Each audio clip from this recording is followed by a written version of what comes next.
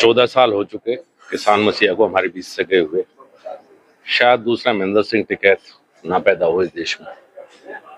देश ही नहीं, पूरी दुनिया के किसानों के नेता थे। एक ऐसी शख्सियत, एक ऐसा नाम, मैं उन्हें अपनी भावभीनी श्रद्धांजलि अर्पित करता हूँ, जो किसानों की लिए उन्होंने कुछ शुरुआत की थी। सबका प्रयास रहेगा कि उसमें सब आगे बढ़ के किसान के उत्थान के लिए कुछ बेहतर कर पाए। तो साहब के जाने के बाद उनकी भरपाई नहीं हो पाई, कोई ऐसा किसान नेता?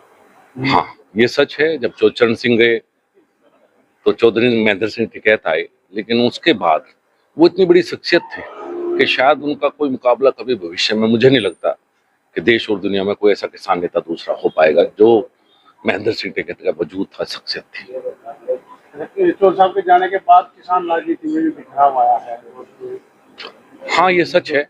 की बात है, उनसे बात नहीं हो ये सच है, कहीं ना कहीं बहुत हद तक ये सच है कि चौधरी साहब अलग तरह से 24 घंटे किसान की बात सोचते थे, और जो बिजली के क्षेत्र में या और गन्ने के क्षेत्र में जो उनका योगदान था, या किसान को जागरूक करने का, किसान को सरकारी सिस्टम के सामने खड़ा अगर किसी ने किया इस देश में, तो उस शख्सियत का नाम है चौधरी महेंद्र सिंह टिकैत।